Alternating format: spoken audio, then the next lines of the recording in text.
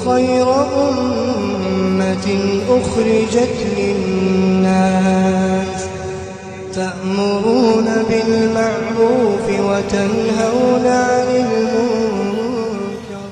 اگر تمہارے پاس کوئی فاسق خبر لے کر آئے تو تمہیں چاہیے کہ فوراً تحقیق کر لیا کرو. اگر خبر کون لائے؟ فاسق لائے. اگر خبر فاسق لائے، اگر تم نے تحقیق نہ کی اور تم نے فاسق کی خبر پر کوئی اقدام کر لیا تو تم بڑے شرمندگی میں اور بڑے خسارے ندامت میں پڑ جاؤ گے. اس لیے اگر فاسق خبر لائے تو تحقیق کا حکم ہے. وہ تحقیق اس لیے کرنی ہے تاکہ فاسق کا فسق ثابت ہو جائے.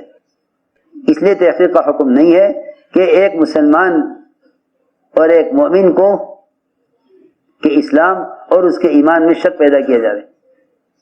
ان جاءکم فاسق بنبأ فتبینوا، اگر فاسق خبر لائے تم تو تحقیق کرو. اگر فاسق خبر لائے تب تحقیق کرو. حضور اکرم صلی اللہ علیہ وسلم کے پاس آپ نے ایک آدمی کو بھیجا ایک صحابی سے زکوٰۃ وصول کرنے کے لیے. ایک فاسق کو پتہ چلا کہ یہ زکوٰۃ وصول کرنے جا رہے ہیں فلاں صحابی سے. اس فاسق کو، منافق کو یہ خیال آیا کہ اس کے اور اللہ کے نبی کے درمیان کیسے بدگمانی پیدا کی جاوے اور کیسے دوری پیدا کی جاوے. سنو تو صحیح. اور راستے میں ملا، بھائی کہاں جا رہے؟ لگے مجھے حضور اکرم صلی اللہ علیہ وسلم نے بھیجا ہے فلاں سے زکوٰۃ وصول کرنے کے لیے. کہ ہاں نہیں، جا کے کہہ دو، جا کر کہہ دو کہ وہ تو زکوٰۃ دینے سے انکار کر رہا ہے. راستے ہی سے ان کو واپس کر دیا، پہنچنے نہیں دیا وہاں تک. حالانکہ اللہ کے رسول کے صحابی وہ زکوٰۃ سے کیسے انکار کر دیتے؟ زکوٰۃ سے کیسے انکار کر دیتے؟ صرف اس لیے تاکہ آپ اپنے صحابہ سے بدظن ہو جائیں. اس بدگمانی کو پیدا کرنے کے لیے اس نے راستے سے ہی ان کو واپس کر دیا جو زکوٰۃ وصول کرنے جا رہے تھے، کہ جس کے پاس تم جا رہے ہو وہ زکوٰۃ دینے سے انکار کر رہا ہے، جا کے کہہ دو. ہاں، یہ مستقل باطل کی کوشش ہوتی ہے کہ ان کے بڑوں کے اور ان کے عملے کے درمیان ایسی باتیں چلاؤ جس سے ان میں آپس میں پھوٹ پڑ جاوے. یہ اس لیے حکم دیا گیا کہ تم فاسق کو پکڑنے کے لیے ساتھی سے تحقیق کر لو. فاسق کو پکڑنے کے لیے ساتھی سے تحقیق کر لو. یہ نہیں کہ فاسق کی بات کی خبر کر لو ساتھی کو ضائع کرنے کے لیے. فاسق کی بات کا یقین کر لو ساتھی کو ضائع کرنے کے لیے، بلکہ ساتھی کو بچانے کے لیے فاسق کی پکڑ کرو. جی ہاں، یہ حکم ہے. ساتھی کو بچانے کے لیے فاسق کی خبر لو. اگر وہ سچی بول رہا ہے تب بھی کہو کہ نہیں تم جھوٹ بول رہے ہو. جی ہاں، یہ حکم ہے. میں رات میں مولانا صاحب کا ملفوظ عرض کیا تھا کتاب میں. کیا سمجھتے تھے؟ جب تک مسلمان کے فعل کی تعویل نہیں کرو گے اس وقت تک مسلمانوں میں آپس میں اجتماعیت نہیں ہوگی. مسلمان کے فعل کی تعویل کرنی پڑے گی، چاہے تمہیں اس کے لیے 100 جھوٹ بولنے پڑے، چاہے اس کے لیے تمہیں 100 جھوٹ بولنے پڑے. مسلمان کے فعل کی تعویل کرنی پڑے گی، چاہے اس کے لیے تمہیں 100 جھوٹ بولنے پڑے. سوچو تو صحیح، جب ایک گھر کے 2 میاں بیوی، 2 فرد، ان کے آپس کے تعلقات اور محبت کو باقی رکھنے اور بڑھانے کے لیے ایک دوسرے کا آپس میں جھوٹ بولنا پسند ہے، تو ساری امت کو جوڑنے کے لیے جھوٹ بولنا کتنا محبوب ہوگا اللہ کو. سوچو تو صحیح، غور تو کرو میں کیا کہہ رہا. ساری امت کی اجتماعیت کے لیے کتنی تعویل کرنے کا حکم ہوگا جب 2 میاں بیوی کے آپس کے تعلقات کو باقی رکھنے کے لیے کہ نہیں بھائی ایک گھر نہ اجڑ جائے. یہاں ساری امت کا مسئلہ ہے، ایک گھر کا مسئلہ ہے، اس میں جھوٹ بولنے کا حکم ہے. جی ہاں، جھوٹ بولنے کا حکم ہے. جی حکم کہ جھوٹ بولیے. عبداللہ بن رواحہ رضی اللہ تعالیٰ عنہ رات کو بیوی کے پاس سے اٹھ کر چلے گئے باندی کے پاس.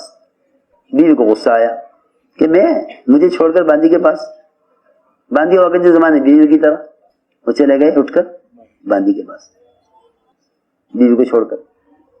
بیوی کو غصہ آیا، بیوی اٹھی اور جا کے اندر سے چھرا نکال کے لائی اور عبداللہ بن رواحہ پہ حملہ ہی کرنے والی تھی.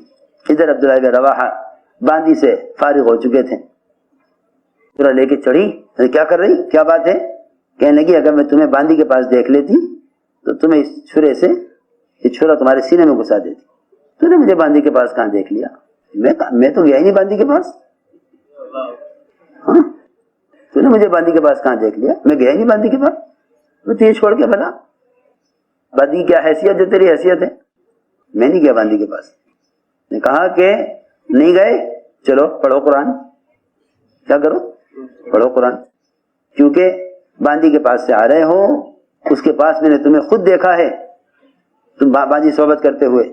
میں تو چھڑا لینے گئی تھی، تم اتنے دیر میں فارغ ہو گئے کہ اچھا نہیں گیا باندی کے پاس، پڑھو قرآن.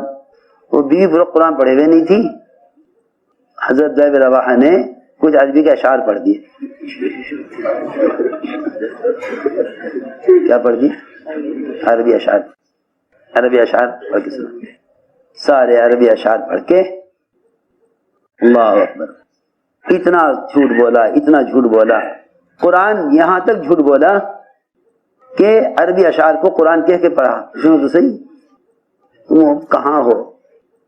تم تو چھوٹی چھوٹی باتیں پکڑتے رہو اور بس میں کیا چھوڑو. ہائے ہائے، کھونا کیا تھا ہو کیا رہا. خوب جھوٹ بولا شوہر نے، عبداللہ خوب جھوٹ بولا. ایک تو یہ سب سے بڑا جھوٹ کہ باندی کے پاس گیا ہی نہیں. دوسرا جھوٹ یہ ہے کہ لو سنو قرآن. کتنی بڑی بات ہے اشعار کو قرآن کہہ کے پڑھنا. اشعار کو پڑھ رہے قرآن کہہ کے. دیکھو روایت میں اتانا رسول اللہ یتلو کتابہ کما لاح مشرم الفجر الساطع اتا بالہدى بعد العمى فقلوبنا به موقنات انما قال واقع. یہ سارے اشعار پڑھ دیے کہ اللہ کے رسول آئے ہمارے پاس کھلی ہوئی کتاب لے کر جو سورج کی طرح روشن. آپ ہدایت لے کر آئے ہمارے اندھے پن کے بعد اور ہم نے آپ کی ہر بات کا یقین کیا. یہ اشعار پڑھے.